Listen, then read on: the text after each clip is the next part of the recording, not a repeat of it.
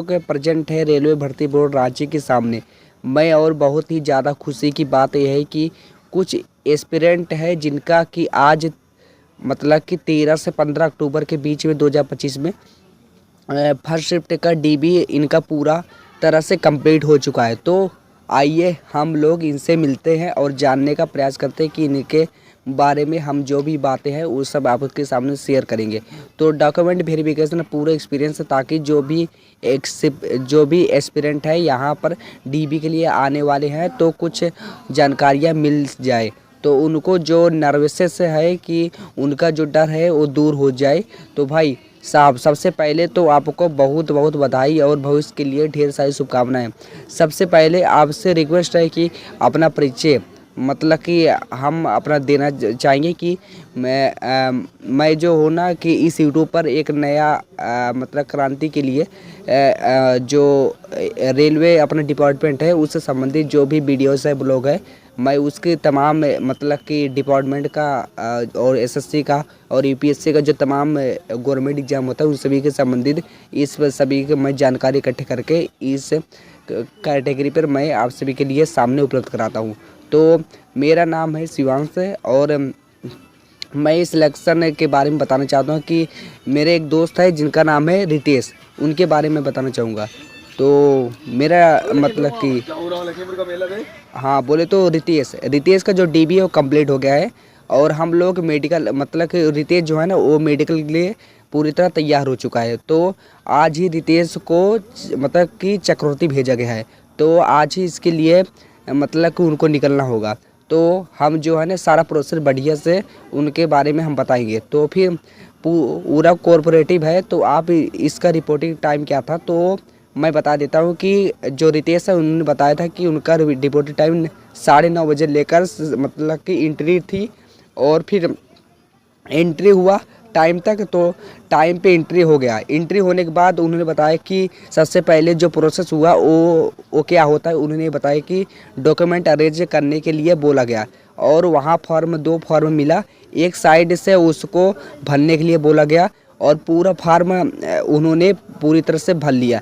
फिर वही फिंगरप्रिंट हम स्कैनिंग के लिए बुलाया गया, मतलब कि जो आपका आधार ऑथेंटिकेशन होता है उसके लिए। तो 3 सीबीटी है, तो तीनों का वेरिफिकेशन हो, मतलब जो सीबीटी 1, सीबीटी 2 और सीबीएटी जो हुआ था, इन तीनों का एक बार उनसे आधार ऑथेंटिकेशन हुआ, वो भी मतलब कि फिंगर के जरिए, तो 3 बार हुआ। तो बस उसके बाद फिर डीबी के लिए बुलाया गया। जब ये ऑथेंटिकेशन हो गया रितेश का, तो उसके बाद उनको डीबी के लिए बुलाया गया, डॉक्यूमेंट वेरिफिकेशन के लिए। उसके बाद हाँ एक जीआरटी भी चेक हुआ। फिर वहाँ टोटल वेरिफिकेशन के बाद फिर जो हेड होते हैं उनके ऊपर उनके पास भेजा गया। तो फिर वहाँ बढ़िया से फिर चेक हुआ, फिर वो मेमो के लिए मेडिकल के लिए ऊपर भेजे गए। यहाँ सेकंड फ्लोर में यहाँ वो फिर टिकट वगैरह निकला और हम लोग मतलब कि रितेश बताए कि फिर उनको मतलब कि एमओ के लिए भेजा गया और वहाँ पर उनको एक पेपर देना था। फिर वो पेपर मतलब कि उन्होंने उस पेपर को भिजवा दिया और फिर वो पेपर कहाँ गया, हॉस्पिटल में, मतलब मेडिकल के लिए। तो आप सब हम बता दें कि चक्रधरपुर में जो है ना वो सबसे फर्स्ट स्टेप में बताया गया है कि उनका डॉक्यूमेंट अरेंज करने के लिए कहा गया था। जी हाँ, तो कैटेगरी क्या है उनसे पूछा गया तुम्हारी कैटेगरी क्या है, तो उनका पूछा तो उन्होंने बताया कि उनका कैटेगरी यूआर है, तो मतलब कि अनरिजर्व है। तो डॉक्यूमेंट के लिए लिस्ट उन्होंने बताया कि उनके लिए क्या क्या सबमिट कराना आवश्यक है। तो आरआरबी ऑफिस में उन्होंने बताया कि मतलब रितेश ने मतलब जब रितेश का डॉक्यूमेंट वेरिफिकेशन हो रहा था तो उनसे जो ऑफिसर थे उनसे जब पूछ रहे थे तो रितेश ने बताया कि सर मेरा 10th प्लस ITI था, मिनिमम क्वालिफिकेशन था, तो मैं 10th का सर्टिफिकेट और मार्कशीट और ITI का सर्टिफिकेट और मार्कशीट बस, और आधार कार्ड, इसके अलावा कोई डॉक्यूमेंट नहीं। हाँ 2 सेट बनाना था, तो 2 सेट बनाना था, तो उसी से हो गया। तो उन्होंने बताया कि मेरे वेरिफिकेशन में इसे मैच करते गए, ठीक है, मात्र 5 डॉक्यूमेंट उतना ही उनके लिए पर्याप्त था। तो उस फार्म के बारे में उन्होंने बताया कि फार्म को भरने में किसी तरह की कोई परेशानी हुई तो फिर नहीं हुई। तो फिर मतलब है कि डॉक्यूमेंट वेरिफिकेशन में उन्होंने जो भी फार्म भरा था उसका 1-2 कॉपी लगा था, तो फिल करते समय भरे थे वही भरना था।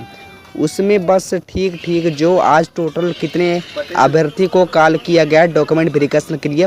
फर्स्ट शिफ्ट में 18 को बुलाया गया था, उसमें से 14 प्रेजेंट थे। ये बहुत मायने वाली बात है कि 4 लोग एब्सेंट थे। तो ठीक है, 4 एब्सेंट थे जो कि 14 एस्पिरेंट को रेलवे हॉस्पिटल अलॉट कर दिया गया, फिर कुछ एस्पिरेंट को होल्ड किया गया। एक एस्पिरेंट ऐसा था कि उसका एनटीपीसी का भी एग्ज़ाम था, तो उसको होल्ड करके भेज दिया गया कि जाइए आप एग्ज़ाम दे के आइए, फिर उसके बाद आपका प्रोसेस किया जाएगा। उसका भी आज ही हो जाएगा, ब्लॉक डे में नहीं उसका रख लिया गया।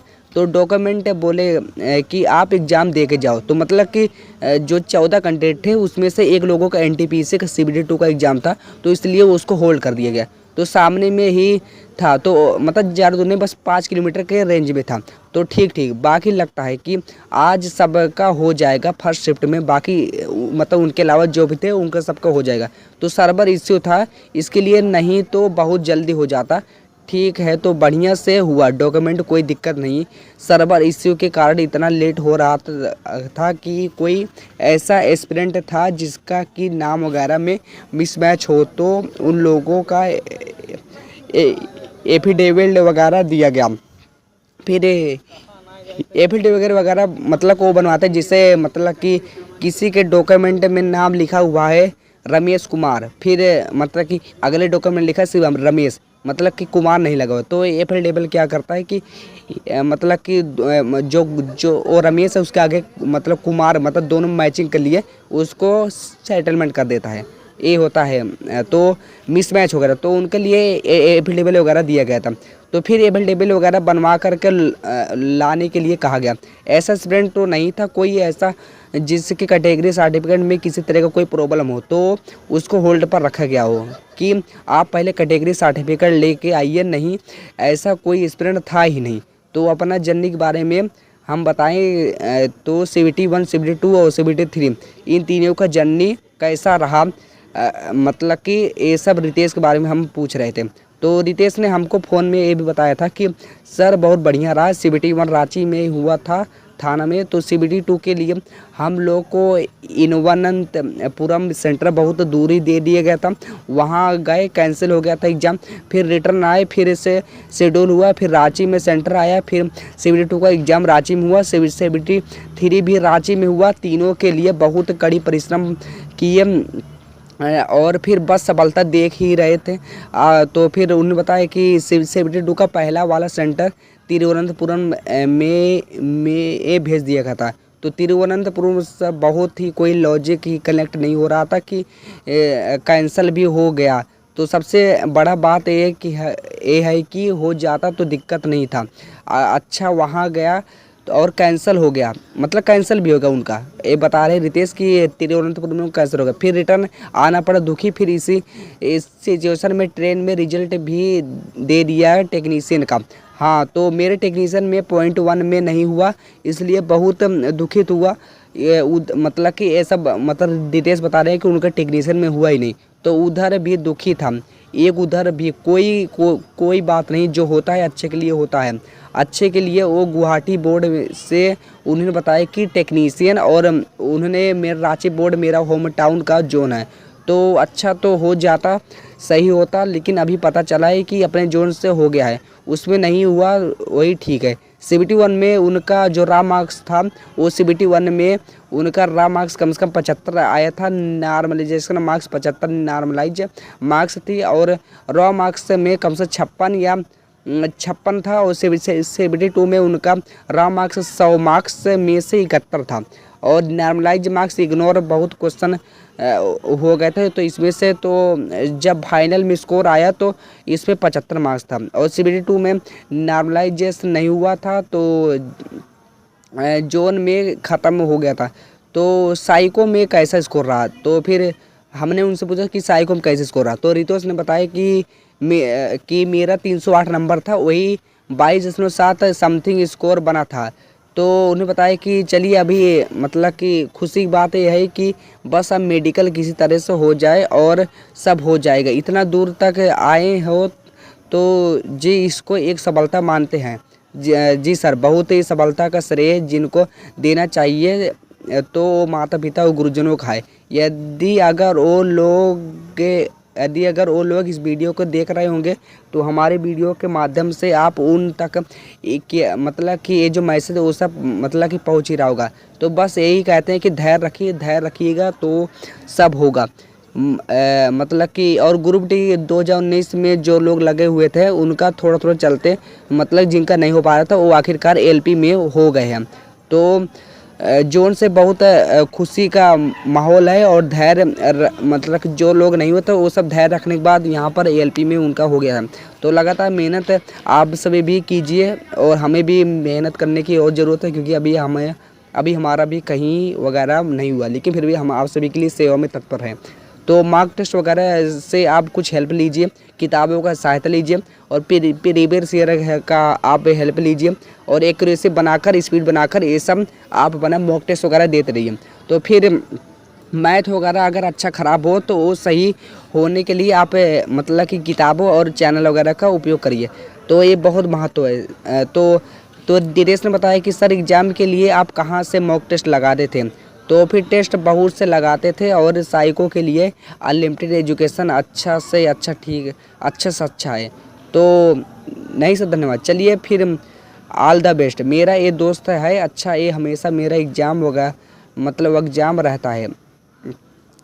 तो ज़रूर हमेशा ही सारा मतलब कि काम छोड़ के चलते हैं। तो फिर आज के लिए बस इतना ही काफ़ी है। मिलते हैं नेक्स्ट वीडियो में। तो उम्मीद करता हूँ कि आपको ये हमारे मित्र रितेश की ALP CBT 1 CBT 2 और CBT और मतलब मेडिकल का जो ये स्टोरी था वो सब आपको पसंद आया होगा। तो मिलते हैं नेक्स्ट वीडियो में।